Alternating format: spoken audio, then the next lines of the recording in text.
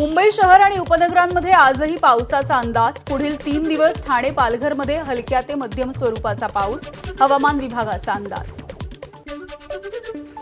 धुळ्यामध्ये परतीच्या पावसामुळे गहू, कापूस, हरभरा, मक्याचं पीक पाण्याखाली, शेतकऱ्यांचं अतोनात नुकसान। तात्काळ पंचनामे करून मदत देण्याची मागणी।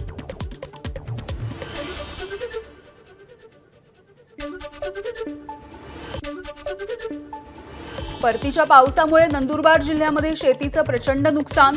ऐन काढणीवर आलेल्या खरीप हंगामामधील कापसाच्या पिकाचं मोठं नुकसान। कापसाला योग्य भाव मिळावा, शेतकऱ्यांची मागणी। मिरची आणि सोयाबीनचंही नुकसान। अमरावतीमध्ये जोरदार पाऊस। पावसामुळे माटर गावामधल्या पुलावरून काही नागरिकांचा जीवघेणा प्रवास। बैलजोडी घेऊन जाणाऱ्याचे आणि दुचाकीवरच्या 2 जणांचे स्थानिकांनी वाचवले प्राण।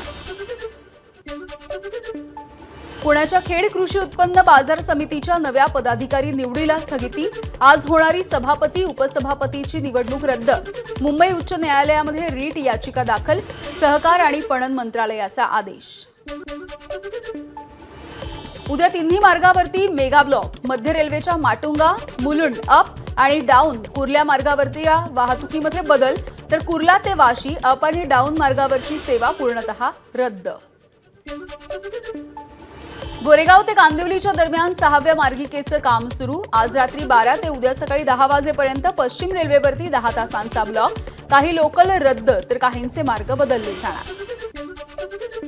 म्हाडाच्या कोकण मंडळाचा धमाका। म्हाडाच्या कोकण मंडळाची ठाणे आणि वसईमध्ये 20 लाखांमध्ये घरं।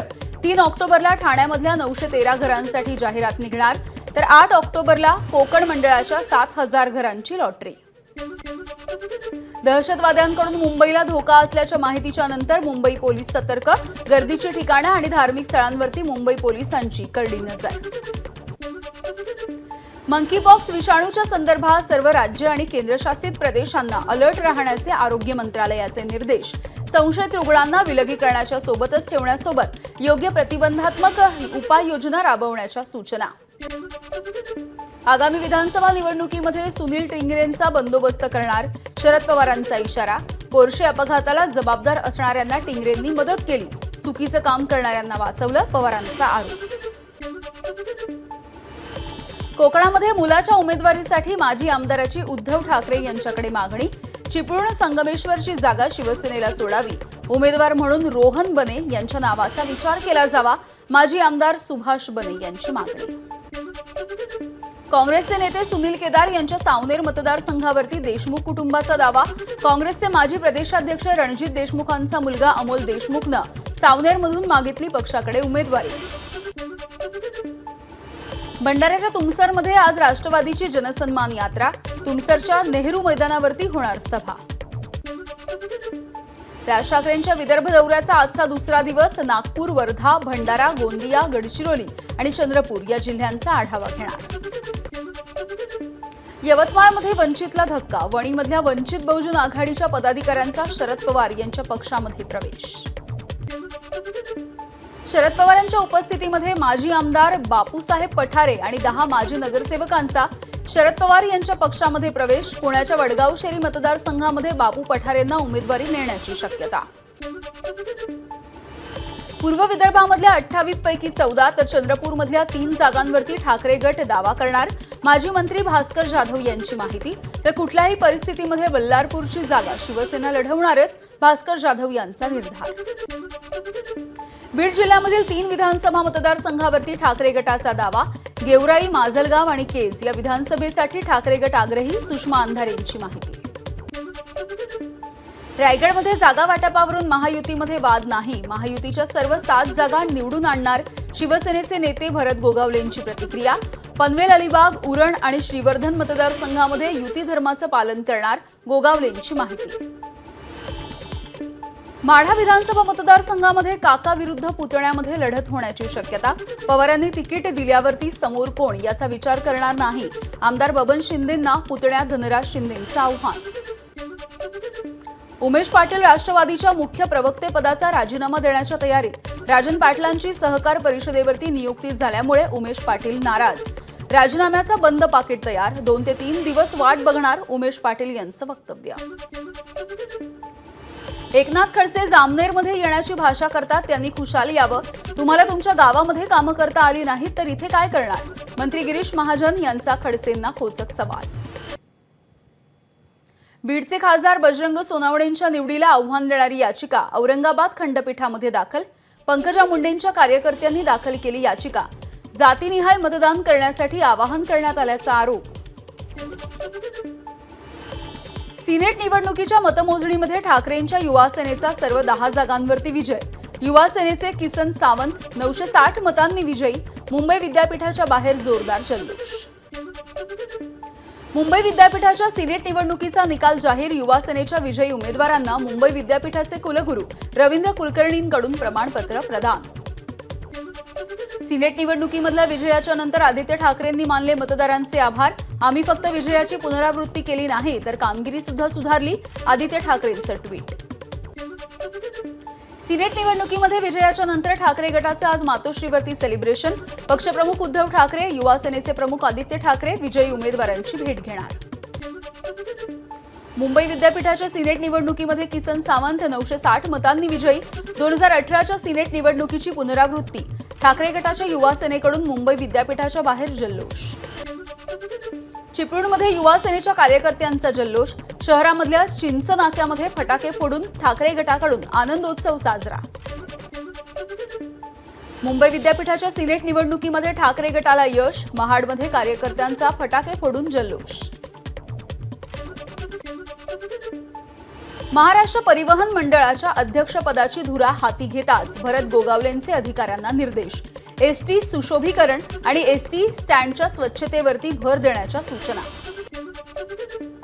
सार्वजनिक आरोग्य विभागाने स्वच्छतेच्या नावाखाली 3200 कोटींचा घोटाळा केला. विरोधी पक्षनेते विजय वडेट्टीवार यांचा आरोप. तिजोरी साफ करण्याचा प्रकार सुरू. वडेट्टीवारांची टीका. महाविकास आघाडीचं सरकार आल्यावर लाडक्या बहिणीप्रमाणे लाडक्या दाजींचाही विचार करा. लाडक्या दाजींना दिवसा वीज कशी मिळेल यावरती निर्णय घ्या. राहुरीमध्ये शिवस्वराज्य यात्रेच्या दरम्यान प्राजक्ता तनपुरे यांचं वक्तव्य. उपमुख्यमंत्री देवेंद्र फडणवीस यांच्या केबिनच्या तोडफोडी प्रकरणी मंत्रालयामधल्या पोलिसांवरती आता कारवाई होण्याची शक्यता. तोडफोड करणाऱ्या महिलेच्या कुटुंबियांशी पोलिसांकडून संपर्क साधण्याचा प्रयत्न. पोलिसांनी महिलेच्या बहीण आणि भावाला मुंबईमध्ये बोलावलं. महिलेचं पोलिसांना सहकार्य नाही. महाराष्ट्राचे गृहमंत्रीच महाराष्ट्रामध्ये सुरक्षित नाहीत. त्यांच्याच मंत्रालयामध्ये घुसून कुणी जर तोडफोड करत असेल तर ते सुरक्षित कसे? अमोल कोल्हेंचा सवाल. मनोज जरांगेंच्या मराठा आंदोलनाचा शरद पवार हे पहिला राजकीय बळी ठरतील. प्रकाश आंबेडकर यांचं मोठं वक्तव्य. मराठा आंदोलक मनोज जरांगेंकडून होत असलेल्या फडणवीसांच्या बदनामी मागे विरोधी पक्षामधल्या काही नेत्यांचा हात. नरेंद्र पाटील यांचा आरोप. बीडचे भाजपचे जिल्हाध्यक्ष राजेंद्र मस्केंच्या बॅनरवरती मनोज जरांगेंचा फोटो. पंकजा मुंडेंसह भाजपच्या नेत्यांचे लावले वेगळे बॅनर्स. बीडमध्ये बॅनरची चर्चा. माजी मंत्री रोहिदास पाटील यांचं वृद्धापकाळानं निधन. ते 84 वर्षांचे होते. आज सकाळी 11 वाजता धुळ्यामधल्या देवपूरमध्ये त्यांच्या पार्थिवावरती होणार अंत्यसंस्कार. भाजपचे आमदार किसन कथोरे यांचा अक्षय शिंदेच्या दफनविधीला विरोध. बदलापूर हे सुज्ञ नागरिकांचं शहर आहे. चांगले लोक इथे राहतात, त्यामुळे विरोध करत असल्याचं कथोरे यांचं वक्तव्य. राजकोट किल्ल्यावरच्या पुतळ्याच्या दुर्घटनेच्या प्रकरणी शिल्पकार जयदीप आपटे याच्या जामीन अर्जाबद्दल सोमवारपर्यंत निकाल राखीव. सिंधुदुर्ग पोलीस आणि आपटेच्या वकिलांनी न्यायालयामध्ये बाजू मांडली. राज्यामधल्या अंगणवाडी सेविकांचं मंगळवारी चक्काजाम आंदोलन. महाराष्ट्र राज्य अंगणवाडी कर्मचारी कृती समितीचा इशारा. 23 सप्टेंबरपासूनच्या आंदोलनाकडे सरकारचं दुर्लक्ष. नागपूर महानगरपालिकेच्या कर्मचाऱ्यांना महागाई भत्त्याची थकबाकी मिळणार. महानगरपालिका आयुक्तांनी परिपत्रक काढून दिले निर्देश. औरंगाबाद खंडपीठाकडून आक्षेपार्ह पोस्ट करणाऱ्या व्यक्तीच्या विरोधामधला गुन्हा रद्द. व्हॉट्सअॅप ग्रुपवरील मेसेज व्हायरल झाल्यास केवळ टाकणारच नाही तर ग्रुपमधील प्रत्येक जण तितकाच दोषी. हायकोर्टाचं मत. नागपूरमध्ये आगळ्या वेगळ्या ऑक्सिजन बर्ड पार्कचं आज लोकार्पण. केंद्रीय मंत्री नितीन गडकरी यांचा महत्वाकांक्षी असा प्रकल्प. पक्ष्यांच्या विविध प्रजातींसाठी हा परिसर आश्रयस्थान म्हणून उपयुक्त ठरणार. एबीपी माझाच्या पाठपुराव्याला मोठं यश. समृद्धी महामार्गावरील भेगा पडलेला संपूर्ण भाग काढून पुन्हा नव्याने तयार करण्याच्या कामाला सुरुवात. मुंबईच्या अंधेरी इथल्या सिपजवळ ड्रेनेजच्या खड्ड्यामध्ये पडून महिलेचा मृत्यू झाला. मात्र खड्डा आपला नसल्याचं मुंबई महानगरपालिका आणि मेट्रो रेल कॉर्पोरेशनचं स्पष्टीकरण. त्यामुळे कुणावरती गुन्हा दाखल करायचा याबद्दल पोलिसांना संभ्रम.